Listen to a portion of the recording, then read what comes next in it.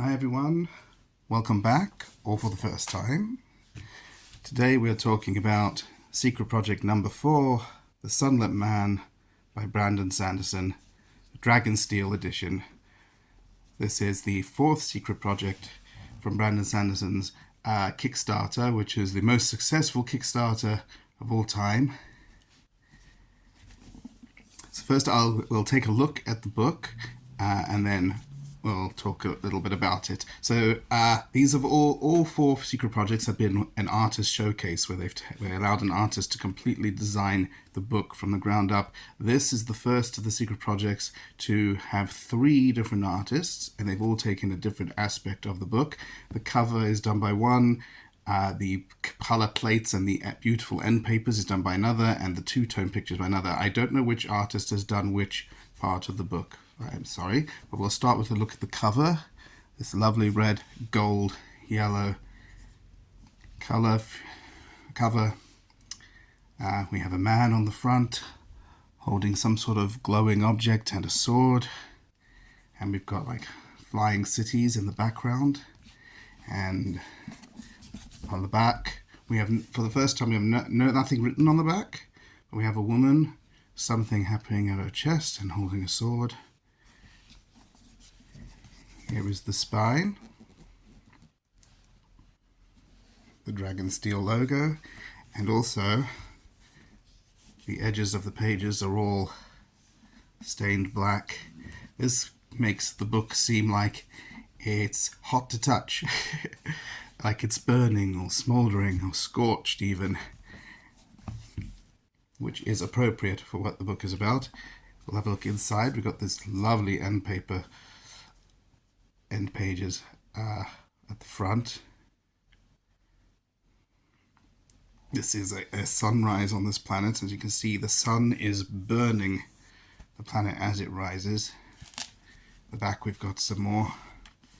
We have our main character standing on a beach holding, which if you have read other books by Brandon Sanderson, you'll recognize the type of sword he's holding. And a ship in the distance on the horizon. Let's have a look inside.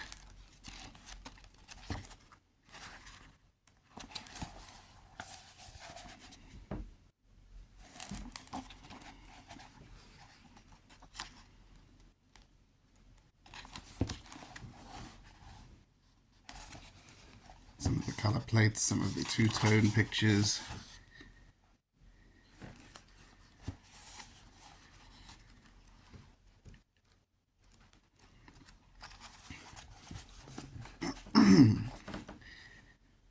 All the chapters start with this big sun and the planet in orbit. All this lovely red color. We have a double page spread over here. Again, we have our main character, someone else.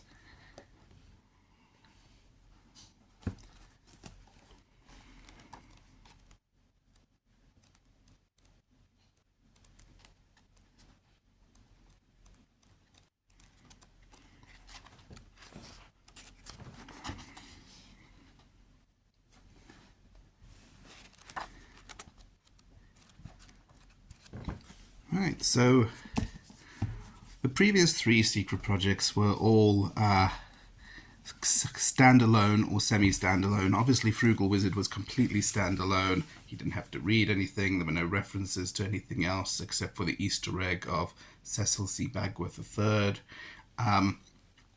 Tress and of the Emerald Sea and Yumi and the Nightmare Painter was semi-standalone. You could read them without having read anything before and still enjoy it. You'll probably get the idea that you are missing some references and some Easter eggs, and it's there'd be more fun to be had if you knew those things, but those were perfectly enjoyable on their own, even without knowing them.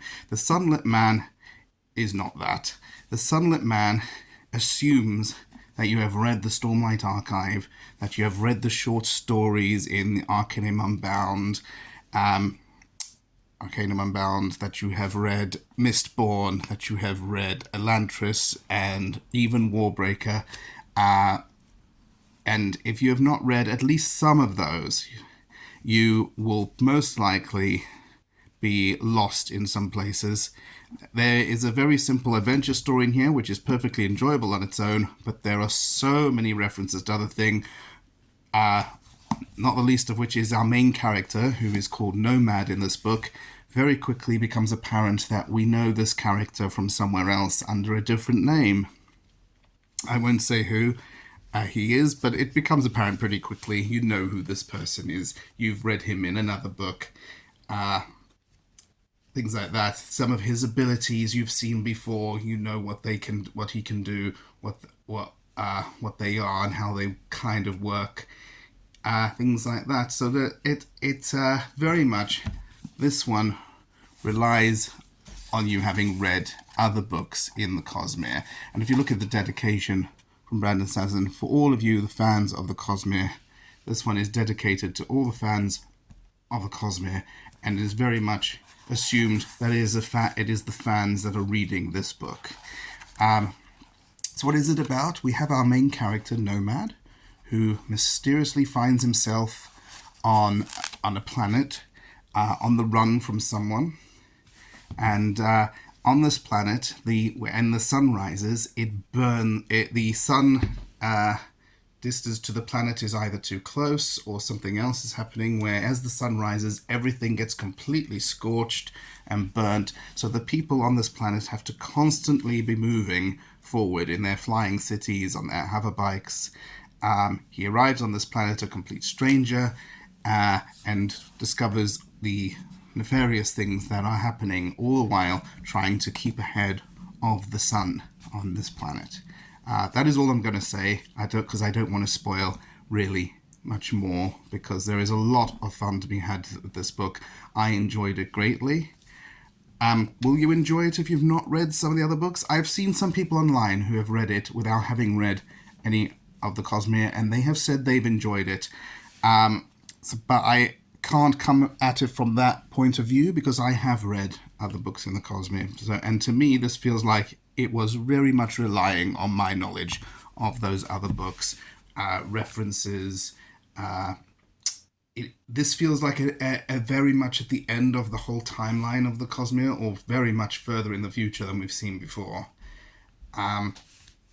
It adds new stuff that we didn't know about before. It's a very exciting book if you're a fan of the Cosmere, because you discover all these new things and ideas that are going to be coming up, which again is lost if you've not read other bits of the series. That being said, don't let me put you off. Like I said, other people online have said they have enjoyed this book, even not having read previous books by Brandon Sanderson. So this is just my own personal opinion, that this does rely on that.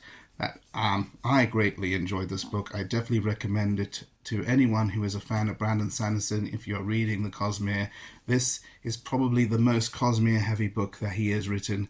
That includes The Lost Metal, which I'm in the middle of reading, which was, until this one, the most Cosmere heavy book that he has written, with the most references. I think this one's even more so. There's just so much in it. And of course, a cameo from everyone's favorite storyteller. Unlike Tress and Yumi, this one is not being narrated by him. This one is a third-person book, completely in the third person, limited point of view, mostly from Nomad's point of view. Every now and again skips to other characters. It's not being narrated in that voice. This is more of a standard, typical Cosmere novel that he has written. So that is my opinion on The Sunlit Man by Brandon Sanderson and the Dragonsteel edition. I hope you enjoyed it. Let me know what you think below, if you've read the book, if you're planning on reading the book. If you think that I'm wrong, that you don't have to have read any of the Cosmere to enjoy it, or if you do. And if you like this video, give us a like, give us a comment, and subscribe. Thank you.